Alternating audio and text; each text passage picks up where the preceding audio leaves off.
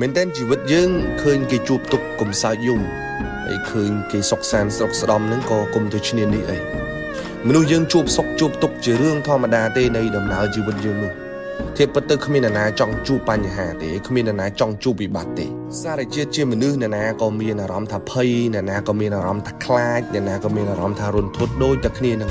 គ្មានអ្នកណាចង់ជួបបញ្ហាទេអញ្ចឹងនៅពេលដែលគេមានបញ្ហាកុំទៅសើចកុំទៅយំនឹងជីវិតគេយើងមិនមែនជាទេវតាទេមនុស្សលោកដូចតែគ្នានឹងថ្ងៃណាមួយអាចនឹងយើងជួបទុកនឹងក៏ថាបានដែរអ្នកខ្លះឃើញគេជួបទុក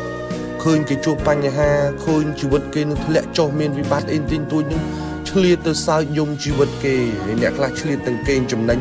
ទៅលើអាទុកទៅលើអាវិបត្តិនឹងរបស់អ្នកដទៃទៀតដូចជាសបាយអនឹងទុករបស់អ្នកដទៃនឹងមែនតើឃើញគេជួបទុកឃើញគេកំពុងតែធ្លាក់ចុះឃើញគេកំពុងតែមានវិបត្តិកុំសើចកុំយំហើយក៏កុំយកអាវិបត្តិរបស់គេនឹងមកធ្វើជាការលេងសើចរបស់យើងត្រូវចាំថាយើងរស់នៅក្នុងបរិយាកាសតែមួយទេថ្ងៃនេះយើងជន់គេថ្ងៃក្រោយគេគង់នឹងជន់យើងវិញទេហើយបើយើងបដោះយើងគាំទ្រអាគំនិតបំផ្លាញគំនិតបំពេញគំនិតជន់ឈ្លីអ្នកដតីនៅពេលដែលគេជួបទុកហ្នឹងអ្នកត្រូវចាំថានៅពេលដែលដល់វេនយើងម្ដងទើបយើងដឹងថាកំបិតវាចិត្តដងឯងនៅលើលោកនេះគ្មានអ្នកណាចង់ជួបវិបត្តិទេហើយថាមិនត្រូវថ្ងៃណាមួយវាអាចឈានទៅដល់វេនយើងនឹងក៏ថាបានដែរកុំសើចចំអកគេឲ្យសោះនៅពេលដែលគេជួបទុកនៅពេលដែលគេជួបបញ្ហាវាបង្ហាញថាយើងជាមនុស្សគ្មានតម្លៃទេ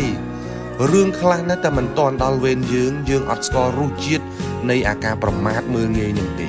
មិនទាន់ដល់វេនយើងអត់ទាន់ស្គាល់រសជាតិនៃជីវិតដុនដាបនឹងយ៉ាងម៉េចទេតលតែថ្មធ្លាក់ចំក្បាលជង្គង់ខ្លួនឯងទើបដឹងថាវាឈឺប៉ុណ្ណានៅពេលនោះទើបយើងដឹងថាអាពាក្យសើចចំអកហ្នឹងវាឈឺជាងយកក្បិតមកចាក់ទៅទៀតបញ្ឈប់វប្បធម៌សើចយំ